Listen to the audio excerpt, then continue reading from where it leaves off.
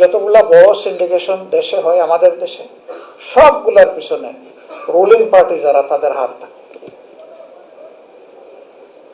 অতীতেও ছিল, এখনো আছে, তার কোনো পরিবর্তন হয়নি। এনার্জিতে এখন হাহাকার। তেল আছে শুধু সংসদে, বাংলাদেশে নাই। সংসদে যখন ইনকামবেন্ট মিনিস্টার কোনো বিবৃতি দেন অথবা সরকারি দলের ট্রেজারি বেঞ্চ থেকে কেউ কথা বলেন, তখন মনে হয় যে তেলের উপর বাংলাদেশ ভাসছে। শুধু কিছু অসৎ চুরচুট্টা মানুষের কারণে আমরা সমস্যায় পড়ে গেছি। এবং এটাও বলা হয় যে আগের থেকে তেলের যে স্বাভাবিক চাহিদা ছিল, ইরান ভার্সাস ইসরায়েলের এই যুদ্ধ বাধার পরে এখন এই চাহিদা অনেকে বাড়াই দিচ্ছে। আমি কয়েকদিন একটা ব্যাংকের বোর্ডে বসার সুযোগ পেয়েছিলাম, 6 বছর। এই ব্যাংকের সুবাদে অন্যান্য ব্যাংকগুলোর সাথেও আমাদের যাতায়াত ছিল। অ্যানুয়াল ব্যালেন্স শিট যখন তৈরি হবে তখন তৎপরতা ব্যাংকগুলোতে বেড়ে যেত। কিভাবে ডিভিডেন্ড আছে এটা শো করা যায়, প্রফিট বাস্তবে নাই কিন্তু এখন জেনারেট করতে হবে কাগজে।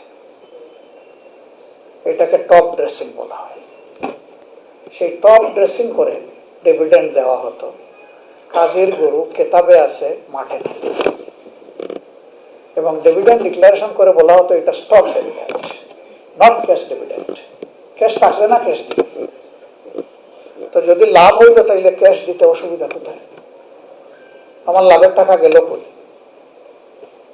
সেই লাভ তো শেয়ার হোল্ডাররা পাবে। তো ওই রকম আমাদের গুজামিল দিয়ে সবকিছুই চলছে। এর মধ্যে তো ব্যাংকিং খাত একেবারেই লুটে পুটে খেয়ে দিয়ে হজম করে শেষ করে দেওয়ার উপক্রম হয়েছে।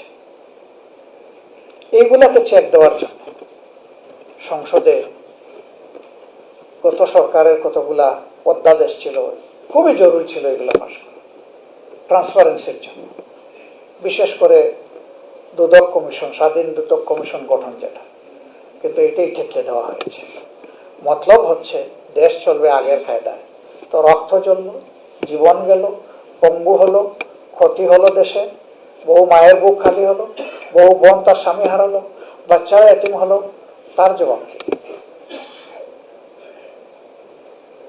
এই জবাব কে দিবে? রাজনীতিবিদদেরকে জবাব দিতে হবে সমাজের কাছে।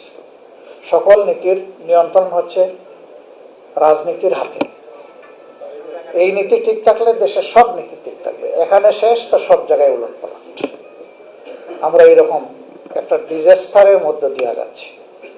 কিন্তু না, এইভাবে যদি চলে তাহলে আগামী প্রজন্মের কাছে আমরা সবাই দায়ী হয়ে যাব। চুপ করে থাকার কোনো সুযোগ নেই।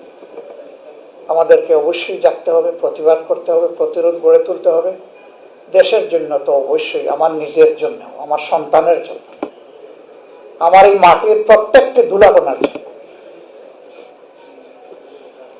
আমরা সেই পরিবেশ যেদিন গড়তে পারবো সেই দিন আর এই ধরনের সেমিনারের প্রয়োজন পড়বে না।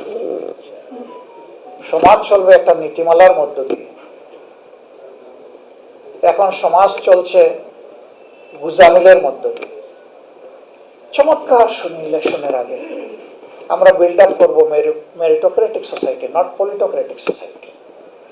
বাট জাস্ট আফটার ইলেকশন আমরা বলি যে এটা কখন জানি কোথায় বলেছিলাম নাকি